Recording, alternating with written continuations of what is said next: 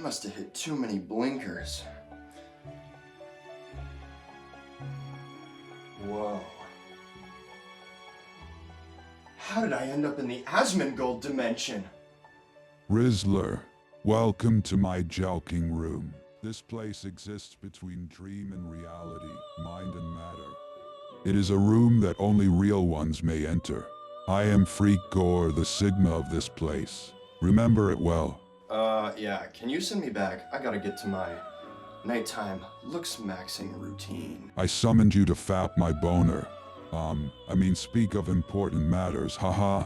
Oh my god, I'm literally mid bone smashing right now. I gotta fix my soy jawline. You must be rehabilitated. Rehabilitated through lots and lots of promethazine, toward true Sigmadom. Do you have the resolve to challenge the distortion of the world? Yes, Freak Gore. Make me the Rizzler. From now on, you are Chad. You will accrue great sexual market value and rapidly ascend the male dominance hierarchy.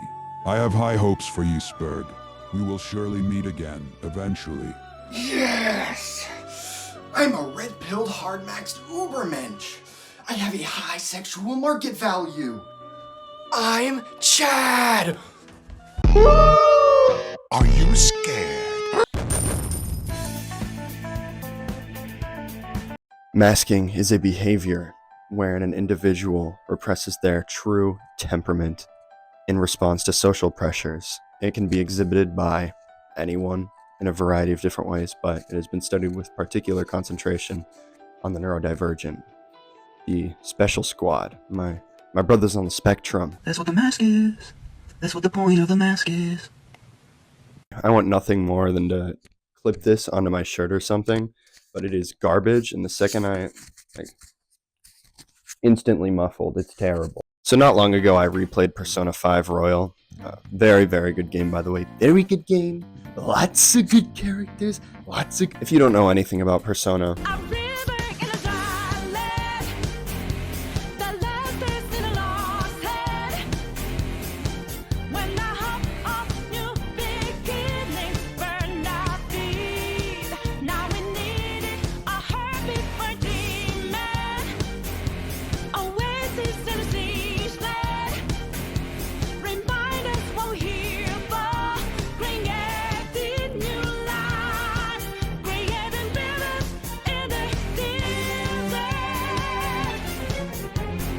it's a JRPG video game series developed by a little Japanese company called Atlus.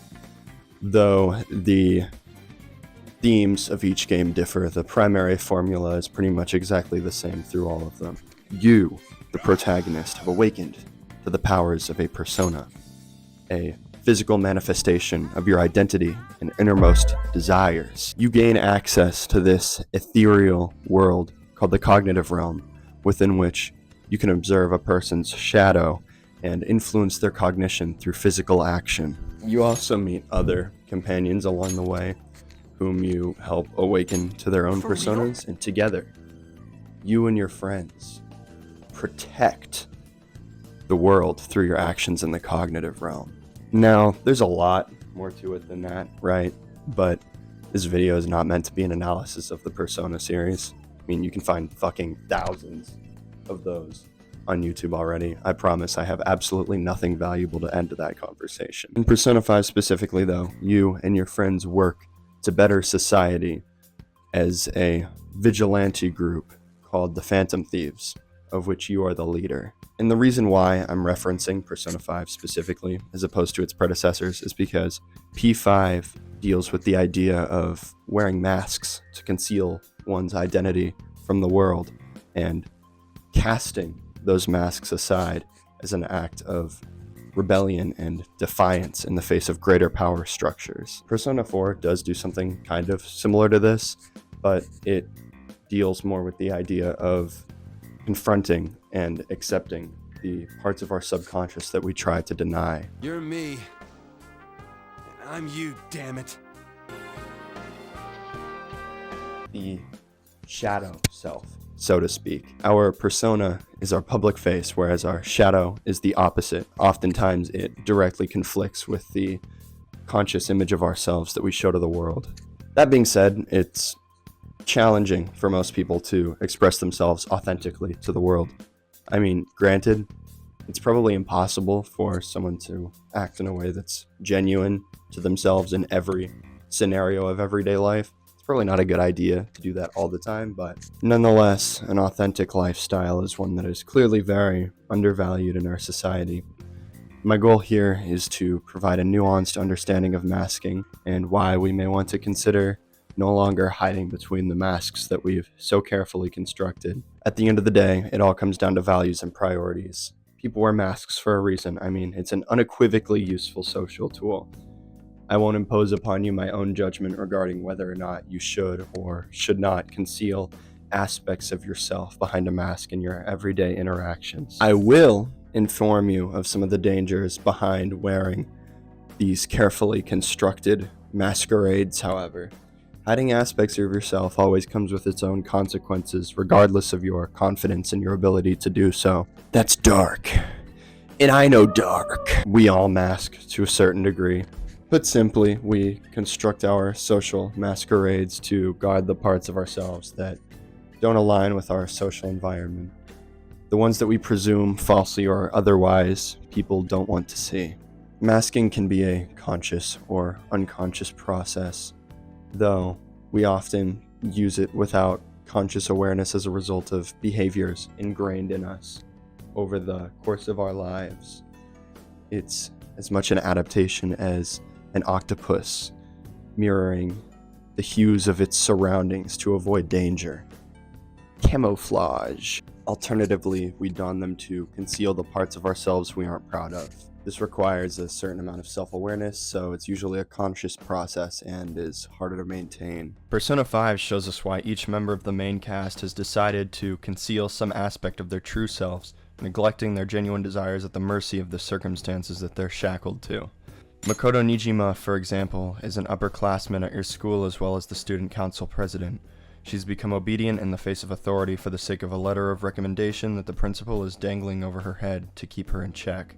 The principal is on another level of scumfuck, though. When that coward bitch walked into the street and got railed by a semi-truck, I swear, I started celebrating like it was the best day of my fucking life, dude.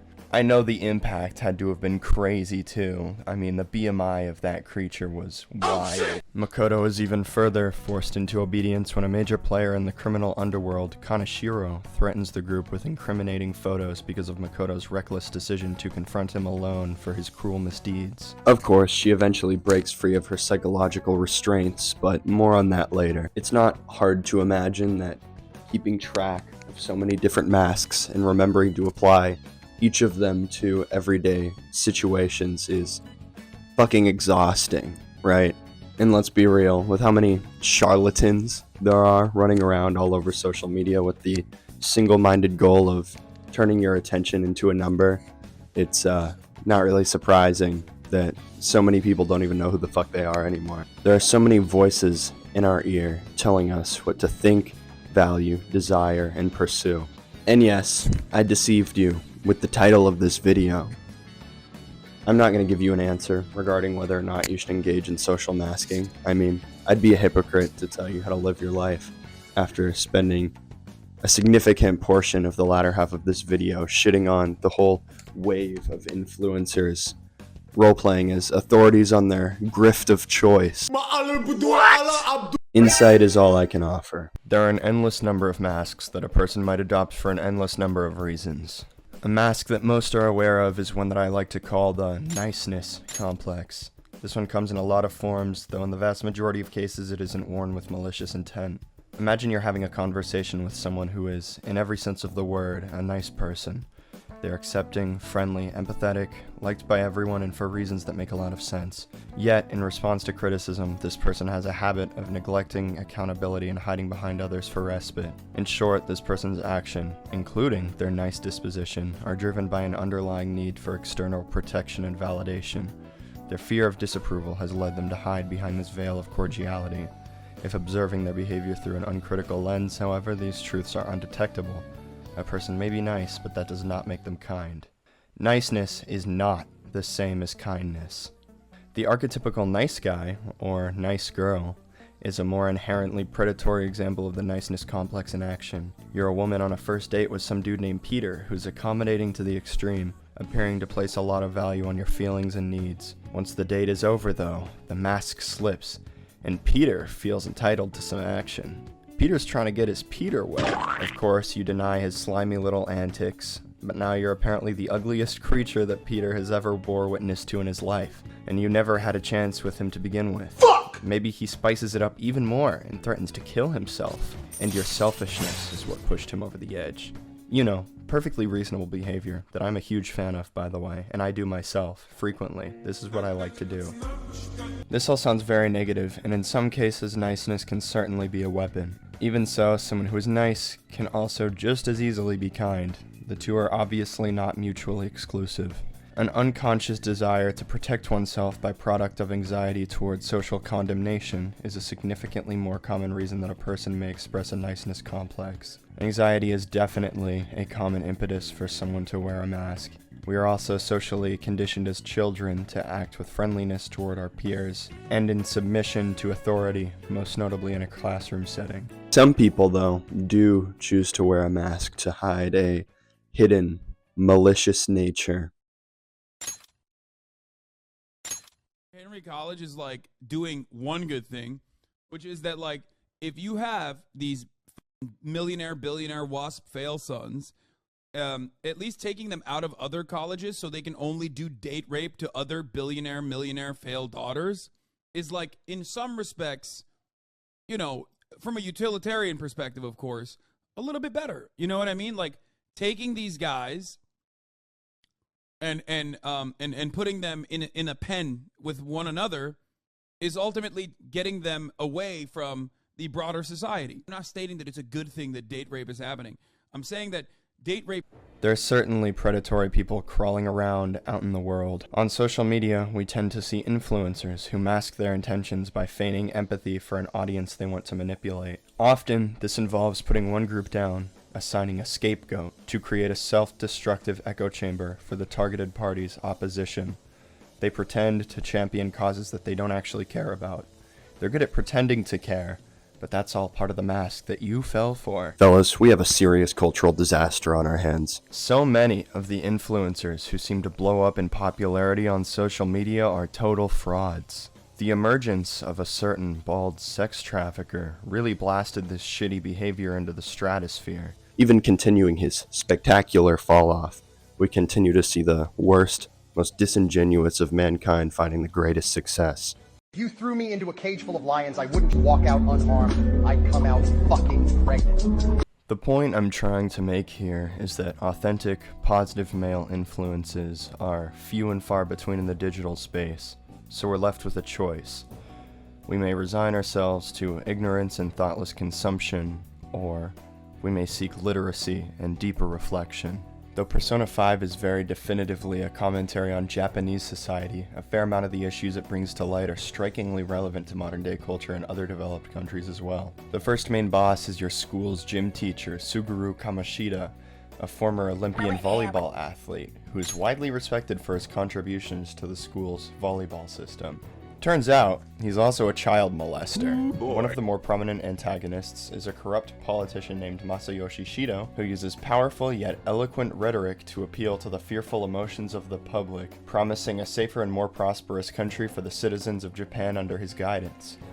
Though he claims to fight for the people and for the sake of broader society, it is abundantly clear that his words are shallow and pervasive.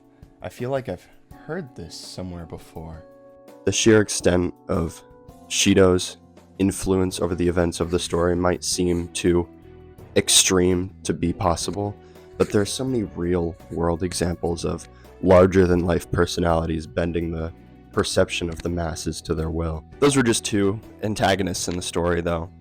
Evil creatures like Shido and Kamoshida exist everywhere in the world. There's another antagonist in the story of Persona 5, though, whose depth of character is so carefully thought out and well executed that it would be a crime not to discuss him. Heavy spoilers ahead, by the way. Throughout most of the story, Goro Akechi is a young detective who believes in a strong personal justice that encourages order and goodwill. While he is working against the more lawless actions of the Phantom Thieves and vocally disagrees with their methods, he makes it clear that he believes they are acting in pursuit of positive social reform. Akechi is your rival, and the game makes that very clear in your interactions with him.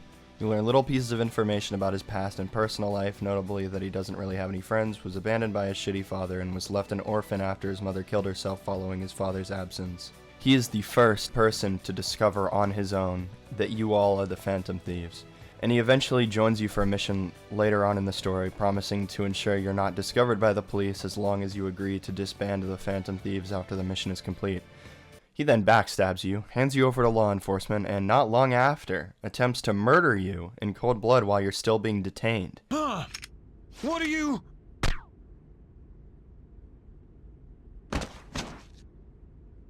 I owe you for all of this. Thanks. That's right. You and your little friends were vital to our plan, and now it will be completed. Your popularity truly was quite stunning. That just made using you all the more worthwhile. He's actually a serial killer, and this whole arbiter of justice ace detective persona was completely fabricated to manipulate the public, thus allowing him to continue causing different people to undergo mental shutdowns by killing their shadows in the cognitive world. As it turns out, he's doing it all for Shido, who also happens to be the aforementioned shitty father who abandoned him. Anyways, you play his dumbass and fake your death, and after confronting him again later on in Shido's cognitive palace, he reveals that he's actually been working for Shido all this time in order to lower the corrupt politician's guard. His plan is to kill him as an act of revenge for abandoning him and his mother. So he tries to murder all of you this time, and during your fight, he reveals that he actually has two personas representing the dichotomy between the two opposing sides of his personality. His first persona is Robin Hood, a stereotypical, compassionate hero of justice, whereas his second is Loki, a traitorous and scheming trickster with a penchant for cruelty. There's a lot more that happens beyond this point, but to cut it short, after he's defeated by you, he finally realizes his position as nothing more than a puppet for Shido all along, and he seems to finally show remorse for his actions. So, my final enemy is a puppet version of myself.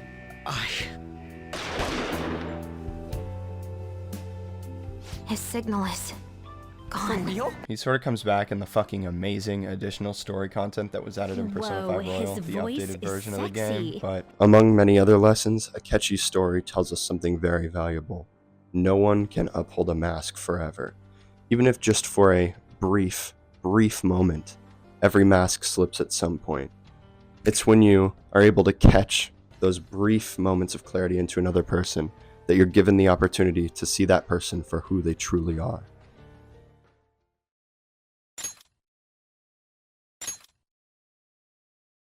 It's true though, no human being is capable of upholding an orchestrated character during every waking moment of their lives. Unless, of course, it's my Sigma mastermind, OC.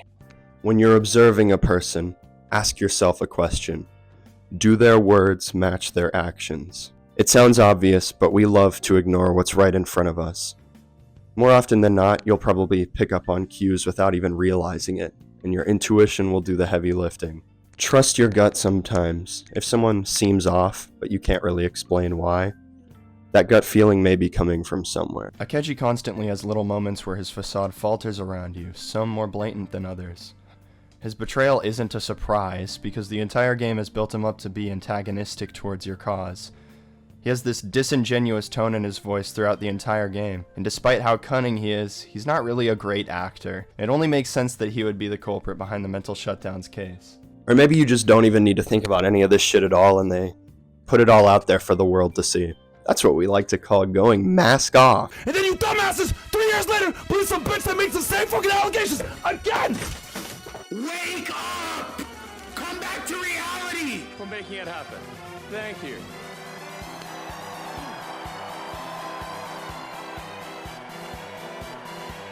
My heart goes out to you. What? I am a machine fueled by raging man-children with no emotional control.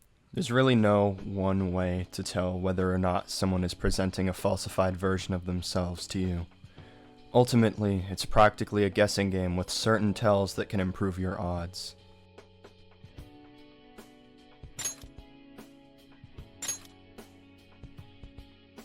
Let's return to the Makoto example for a moment. As is the case with every member of the Phantom Thieves, Makoto's rebellious spirit eventually takes over, finally giving her the strength to stand up to the corrupt authority figures who held her under their thumb. I've been listening to you go on and on. Oh shit! Oh shit! Oh shit! Oh shit! Oh shit! Oh shit!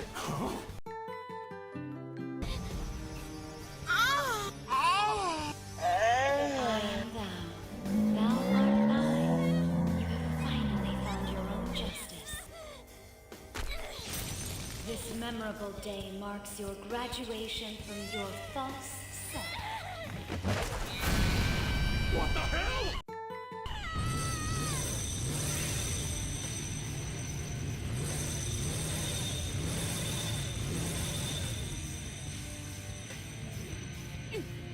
Her Phantom Thief outfit is cold as fuck, by the way. This shit is awesome.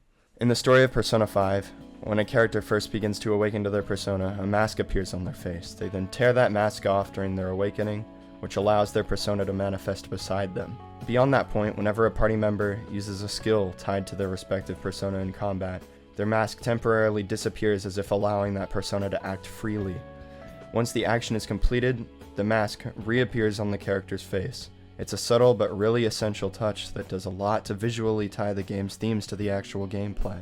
When a character summons their persona in Persona 3 though, they blow their brains out. I'm a fan of that. I think that's freaking awesome. Here's the thing.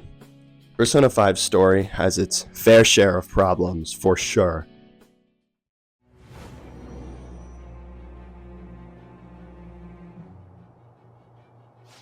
According to the reports, it seems your skill at handling a gun is quite impressive. Either you taught yourself, or you had a capable coach by your side. Where did you learn how to handle a gun? But it truly excels in how it expresses its themes. That's what makes it a favorite of mine. Is there the occasional moment in the writing that throws you off and takes away from the immersion? Sure, plenty of them. But man, it nails the bigger picture on a level that is really rare and special to experience. So ask yourself if you're wearing a mask of your own, and if so, why you've adopted it. More likely than not, it may simply be an overemphasized facet of your actual personality, or a method of relating to another group. Keep in mind that masking isn't an inherently bad thing. Maybe you do it to learn how to interact with different types of people, to express cordiality in conversation with people you disagree with, not that I would know anything about that, or even to protect yourself in an abusive household, to list an extreme example. It's more important to recognize and acknowledge the mask as opposed to completely denouncing it.